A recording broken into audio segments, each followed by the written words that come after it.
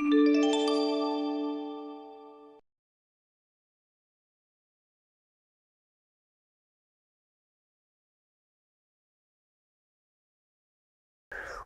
I've been coaching. I got back into baseball coaching in 2008, and I've been doing stuff with the Baseball Factory since 2011. So in my 10th year.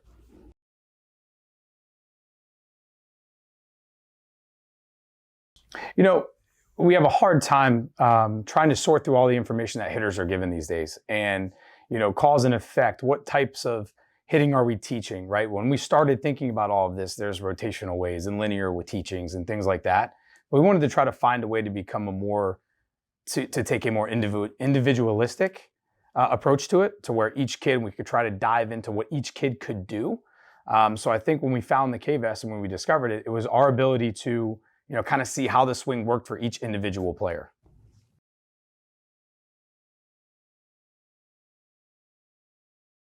Well, it kind of took, a way that, like, I'm seeing everyone through the same lens. Where, okay, every kid that's unbalanced needs to have this one adjustment, or needs to do this hitting drill, or needs to have this type of hitting approach. It eliminated the, okay, a little short guy is supposed to be a spray guy, right, or a big strong guy, right? It's supposed to be a power guy. We have to sit, on the inner half of the plate and kind of, celebrate his swing that way.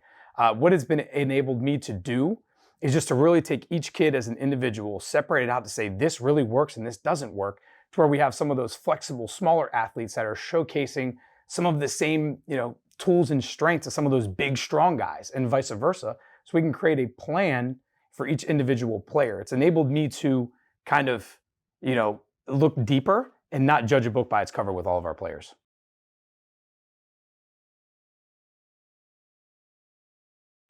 It showcases what really works. And allows me to take a look at the athlete, right? What is the athlete doing at the plate?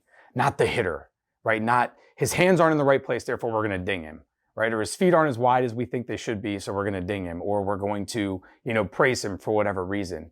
It allows us to dive in and look at this. This is allowing us to see this as athletic, and does it work? One of the huge strengths that we have as scouts and as evaluators at the Baseball Factory is we can take a player, and we understand that hitting is about vision, timing, and balance, and all those great things.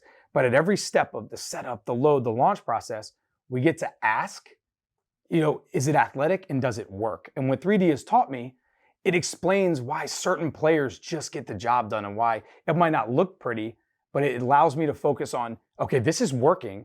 Let's not break this down yet. Let's take a look at what's going on, why it's working, and help celebrate, the strengths that those players have, even though they might not look prototypical.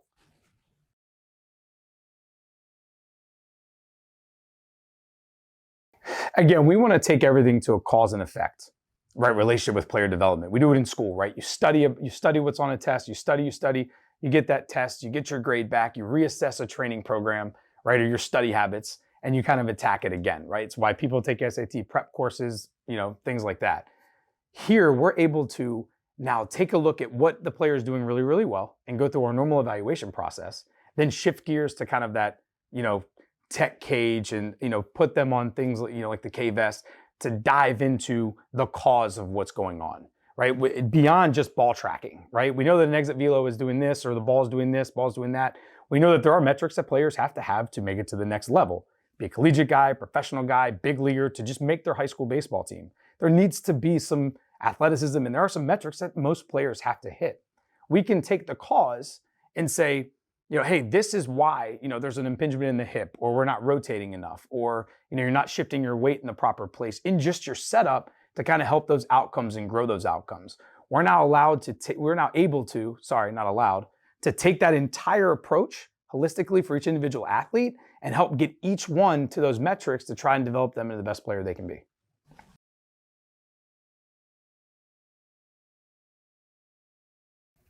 It's buy-in and the ability to build rapport with an athlete, right?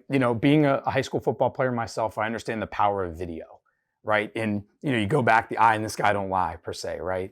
Where, coach, I made that block, or coach, I did that. It's like, no, we'll find out on film. And then you see where you went wrong, and there's evidence there. I think a lot of times with hitting, it's so watered down, and kids are getting so much information, whether it's on social media or from other hitting instructors or work with a new coach all the time. They come to our events and they hear what, guys like Talmadge Denary are saying and Brady North and some of our great hitting minds are saying, and it's all just jumbled up.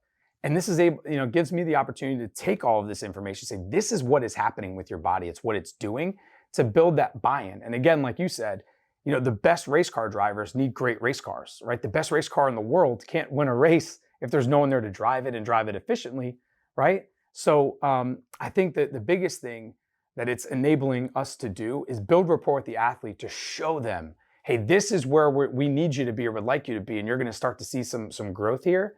And this is what we're seeing behind the scenes and what your body's actually doing to build the rapport, to provide the evidence to get that buy-in early so we can start to see gains and start to see a ton of progress 3, 4, 5, 10 times in certain athletes sooner than we were able to before.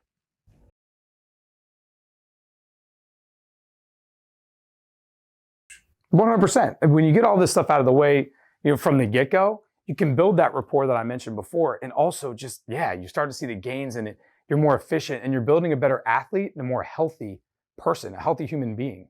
We're finding some areas where they could get injured where they're not. Availability is the most important thing. You can be the best player in the world, but if I was injured, you can't do anything, right? If you can't get in the batter's box, you can't affect the team positively or negatively. So we can start to identify those things right away, get them bigger, faster, and stronger as a person, as an athlete, or more flexible. So that, and also if you look at other added benefits, that, cascades and transitions into other sports, right? And different things, to where we're building the athlete and the healthy individual as a person and teaching them how to drive this, new, faster machine, then making the machine able for, to do the things that we're trying to teach them to do from an approach side. So absolutely. I mean, I think it's just being able to do that. I just think it's the only way to do it these days. I mean, there are merits to teaching the hitting approach and teaching it, how to be a hitter. And it is played between the lines. We can't get stuck behind monitors. We can't, because the baseball game is played outdoors or indoors, wherever, between, 2 white lines, and we have to win or we have to compete and we have to, so we can't get stuck into it. This is just a really cool way for us to start to see gains and improvements in our athletes faster so they can build confidence to then take that to the field, learn from it, become more experienced, efficient athletes, and hopefully enable baseball to take them as far as they can in each individual, so that it's not, man, I wish I would have done this or I wish I would have done that. So when a player's done in high school or college or AA ball or, done after a 10-year big league career, they can say, hey, at least it wasn't because I didn't work efficiently and work hard. My ability just, hit whatever its ceiling it's going to be.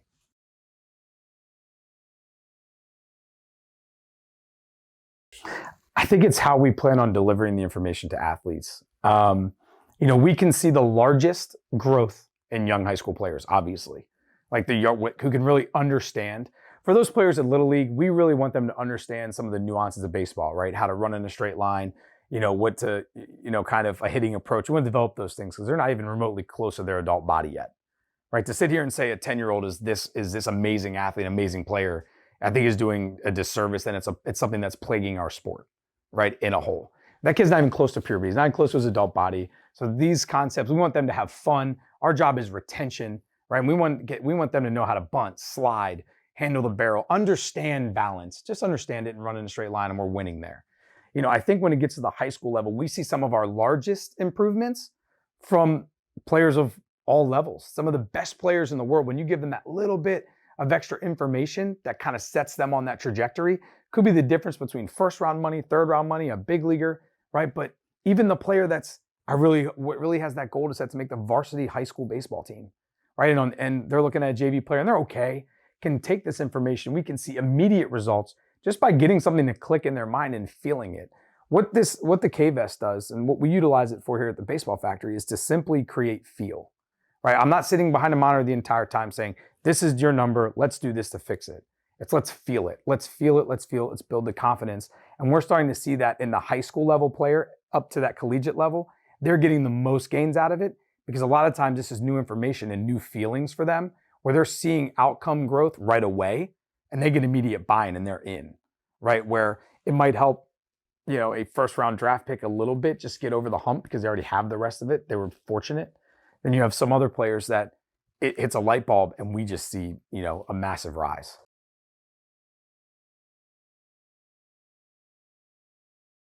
Ooh, that's a lot.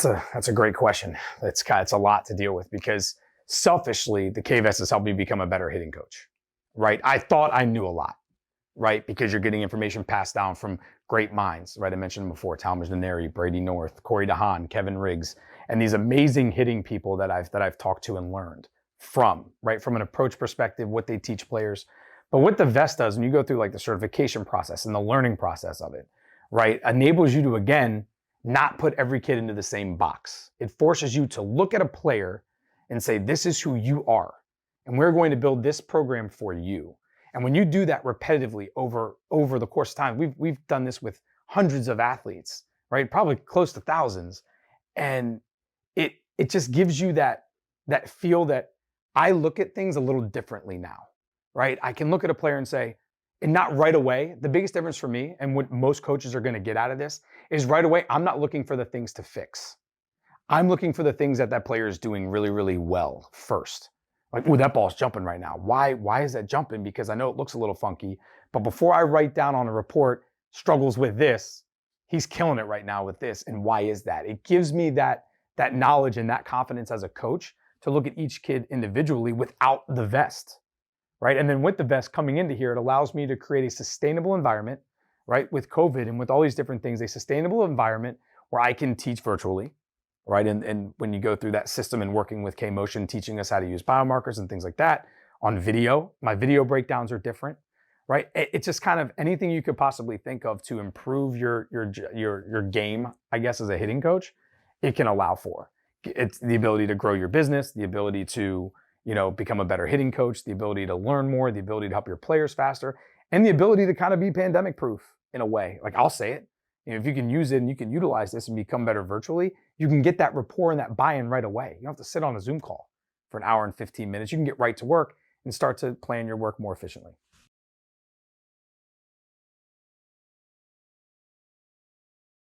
I think if I could no longer use it, I think it's already affected my coaching in the impacted me in an extremely positive way. I think I can absolutely, I'm a lot better for it, and I can take a lot of the concepts I learned and apply them and build better rapport for what I'm looking at. I think if I couldn't use it anymore, I think it would be a big loss. It'd be a hit for me a little bit because we can't get on there and just kind of diagnose some of the things, right?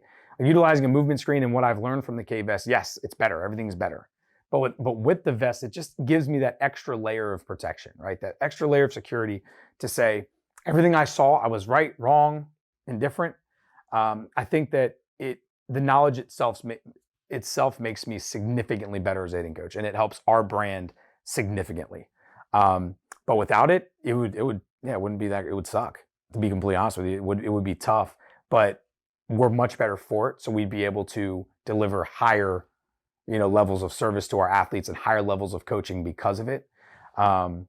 Because a mind after going through the whole KVest process and learning is a much better hitting mind than without. So you're going to be great without it after you've had it, but it would stink without it. To be honest to you, I just love having it. I love the resources that KMOTION provides. I love the resources that K-Baseball provides. I love the resources that, and our players feel like we're part of your organization as well. You know what I mean? So there's like I can call someone and get some information from some guys doing it, on the professional level and understanding the data. So you have a whole team of people behind you as well. So it'd be sorely missed without it, but I think we would be able to execute at a much, much, much higher level than we were before.